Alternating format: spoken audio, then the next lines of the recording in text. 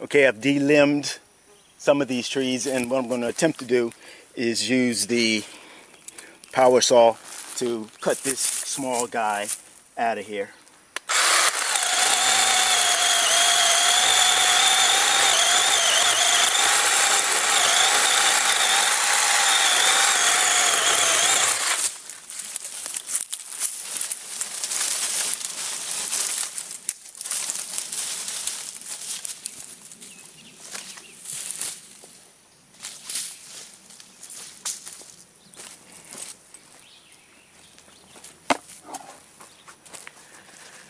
Okay, I think we got enough room to begin working with the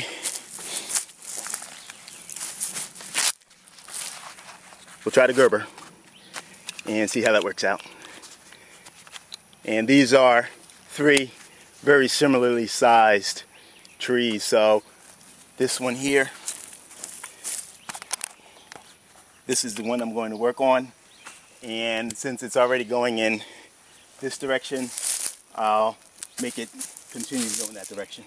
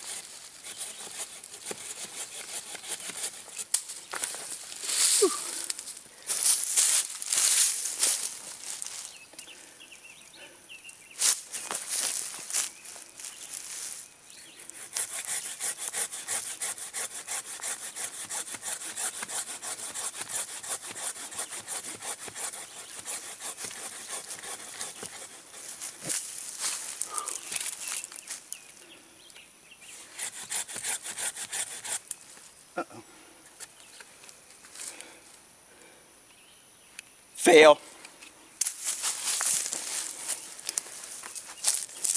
Now, I don't know whether that was my fault or the blade itself, but it got hemmed up in there, and I was trying to use smooth strokes to keep it going, but it kind of got hemmed up in there, snagged, and wrinkled up. So that would not be good in a real life situation. So if anybody sees anything that I was doing wrong, definitely let me know, because I certainly don't want to give a bad review to this particular item, but it did fail me, or I failed it, one of the two. Now, one of the reasons why I did the notching in there was to get the tree to fall in a certain direction. Sometimes when you're using a saw, if you go directly through there, what happens is, as you cut through to one side, the blade might actually bind in there as the tree's weight descends in that slot that you're making. So by putting a notch in there, by the time you get about halfway through, the weight's already going to be transferring to the side where the notch is. so that you won't have the problem of your blade binding. So that's one of the reasons why I put the notch in there. It is extra effort because you're actually cutting this much and then this much again. Now theoretically, if you just cut through it like that, with that much cutting, you would probably be in this direction or this distance in. However, if the tree's weight starts to descend into that, you'll bind your blade and you may actually have a difficult time getting it back out. So that's one of the reasons why you try to create a notch in there. So let's just see if we can finish it off with this guy, which is my Razor Tooth Professional, and that is by Corona.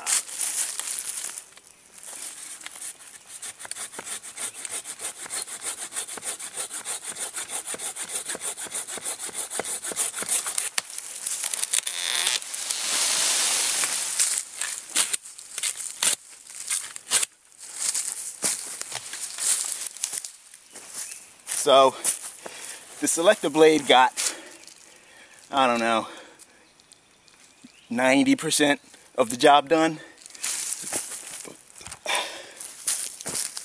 Got about 90% of the job done, but it just couldn't finish the rest of it. I think, as I stated in my other video, this blade is a little thinner than the Corona's. It's a little narrower than the Corona, a little shorter than the Corona, and is linear as compared to Radius. And I think the Radius on there actually does a lot of preventing of the binding, as well as having more teeth per square or per linear inch biting into the wood.